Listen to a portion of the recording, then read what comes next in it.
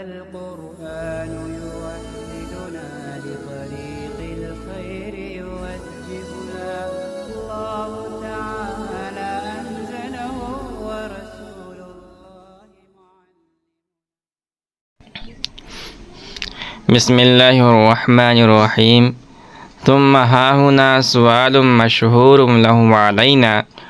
وهو أنه إن نذر أحد أن يعتكف شهر رمضان فصام ولم يعتكف لمرض منع من الاعتكاف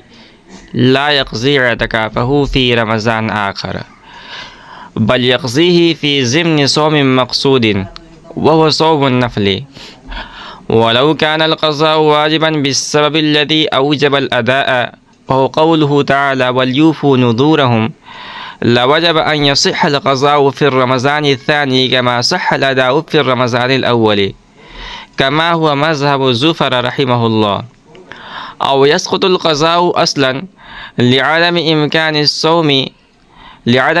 الصوم الذي هو شرطه، كما هو مذهب أبي يوسف رحمه الله. فعلم أن سبب القضاء التفريط، والتفريط مطلق عن الوقت فينصرف إلى الكامل وهو صوم المقصود. کہنے کہ ثم ہا ہنا سوال مشہور لہم علینا،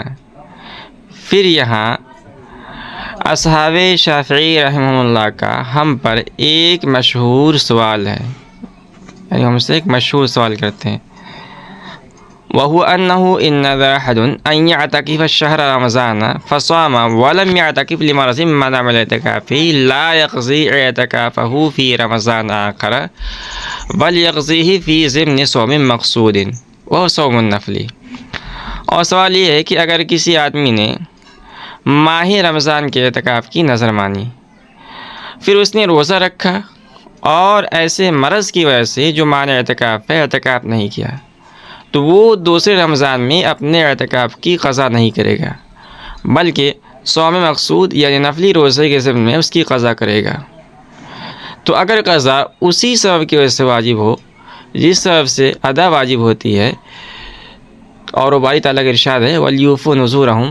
تو واجب ہے کہ قضا دوسرے رمضان میں اسی طرح صحیح ہو جس طرح پہلے رمضان میں ادا صحیح ہے۔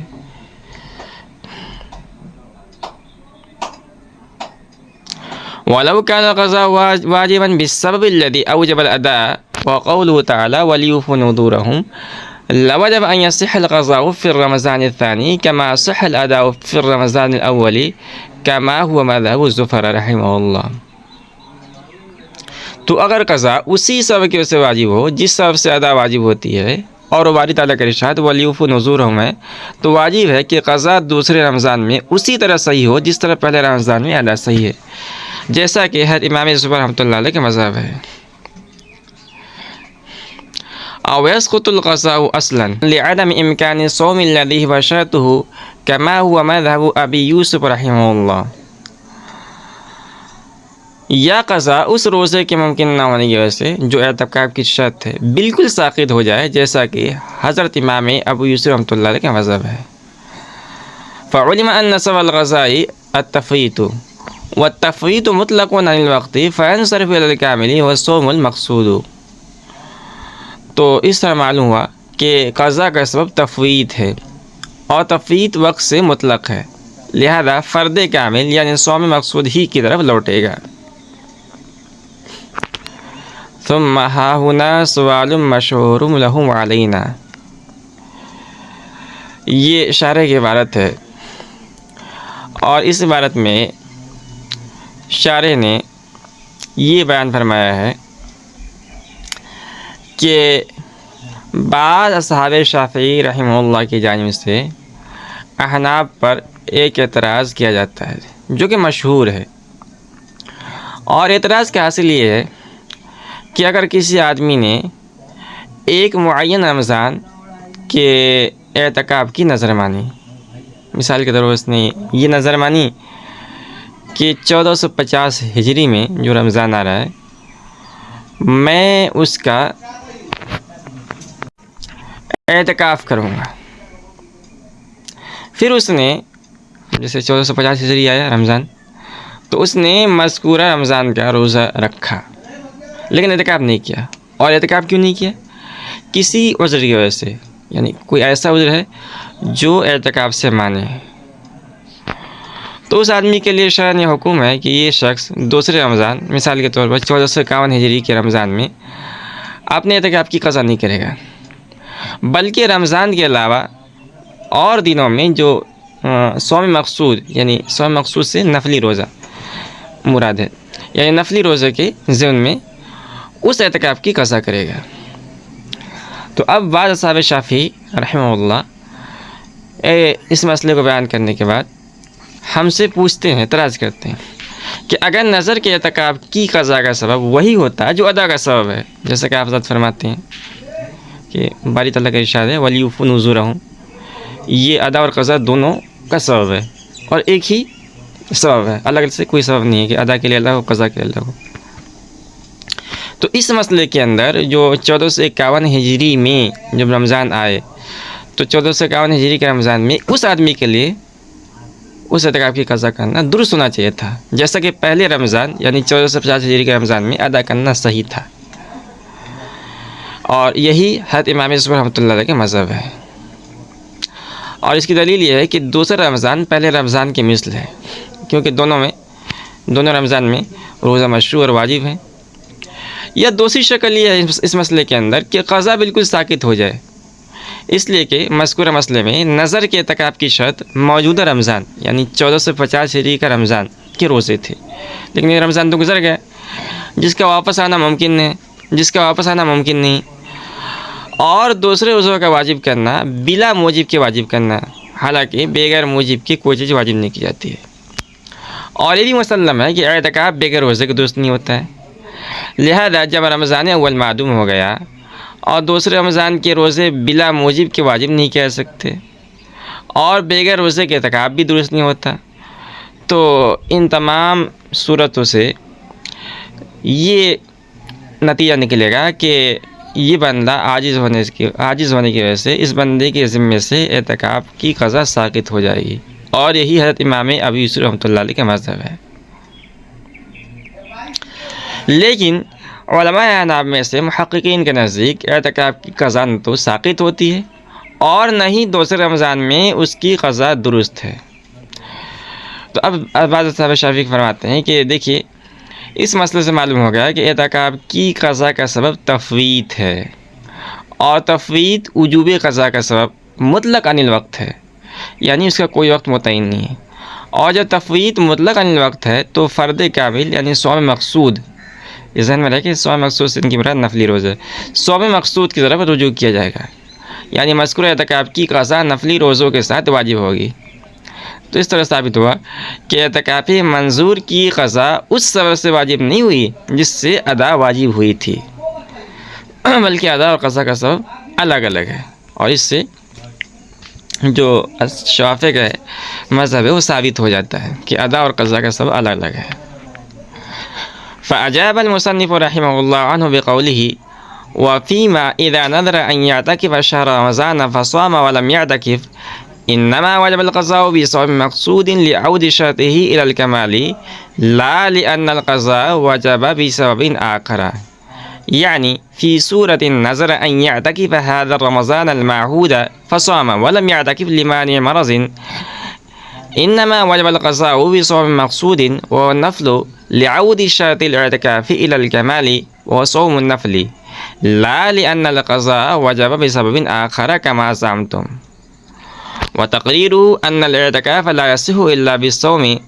فإذا نذر بالاعتكاف فقد نذر بالصوم، فكان ينبغي أن يجب الصوم المقصود ابتداء بمجرد نذر الاعتكاف،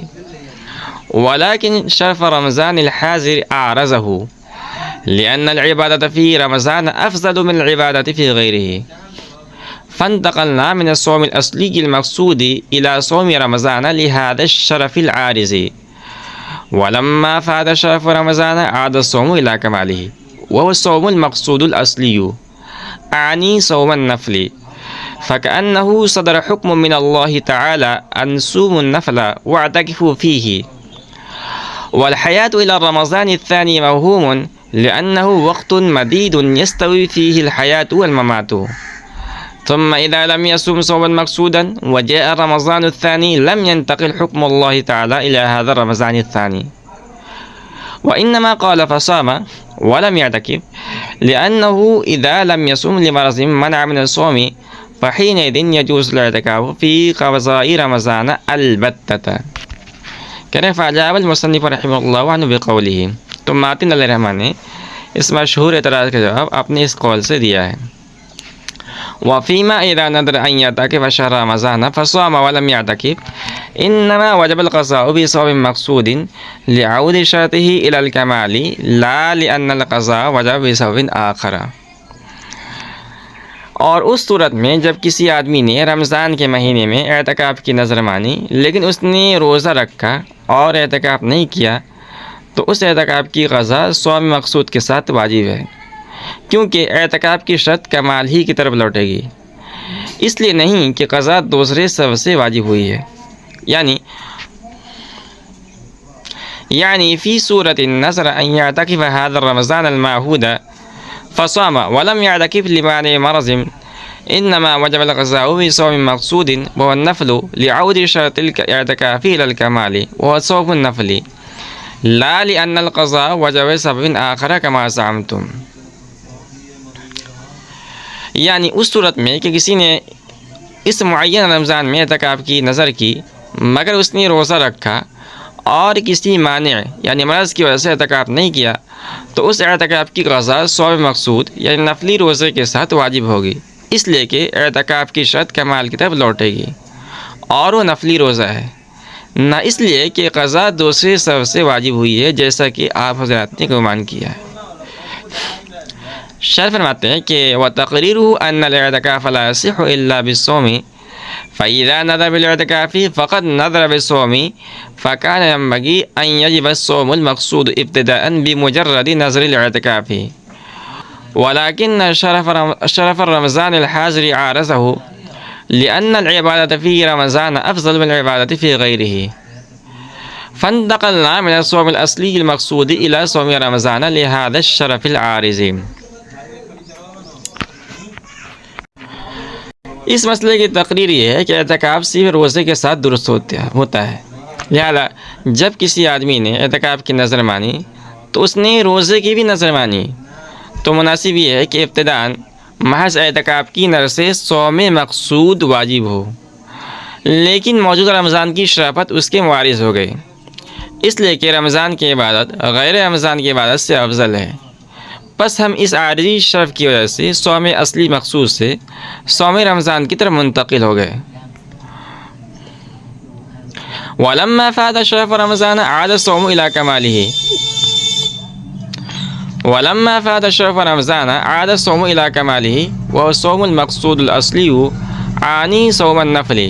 فَكَأَنَّهُ صَدَرَ حُكْمٌ مِّنَ اللَّهِ تَعَالَى أَنْ صُومُوا النَّفْلَ وَاعْتَكِفُوا فِيهِ۔ فرماتے ہیں کہ جب رمضان کا شرف ختم ہو گیا تو روزہ اپنے کمال کی طرف لوٹ گیا اور وہ صوم مقصود یعنی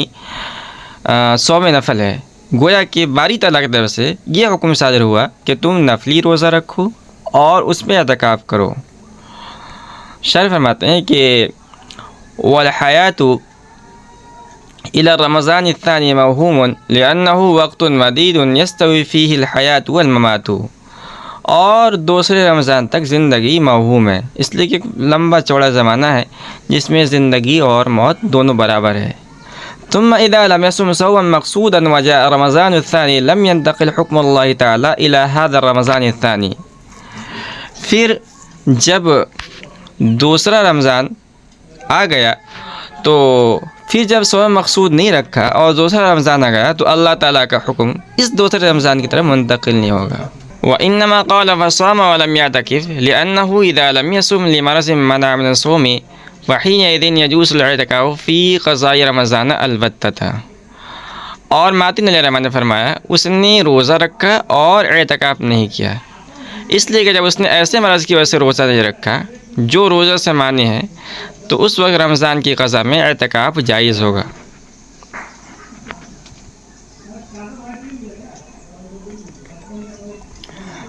فأجاب المصنف رحمه الله عنه بقوله وفيما إذا نذر أن يعتكف الشهر رمضان۔